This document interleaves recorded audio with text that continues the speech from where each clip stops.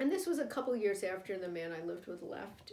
And actually, I met Denise in the street because I was just walking around and I was so lonely. And I saw her and I said, "Are you, is your name something else?" And I thought she was somebody from Mass Art. And she said, "No, but I know you from something else." And we talked to each other, and she was a freelance journalist. So she was working at home and I was working at home. And then we started to be friends from that. And she had gone to an exhibition at the Museum of Fine Arts where there were photographs of, I can't remember his name, but his last name is Fox Talbot. And they were black and white pictures. He was a photographer in Boston in the late 1800s.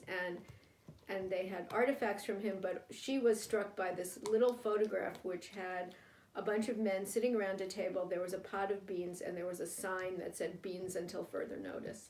And she said, I've always wanted to do something like beans until further notice, but not beans because of flatulence. And she said, I wanted to do, how about soup until further notice? And I said, well, I'd do that with you. And she said, but I have a tiny apartment. And I said, well, I have a big living room, dining room. I said, so why don't we do it?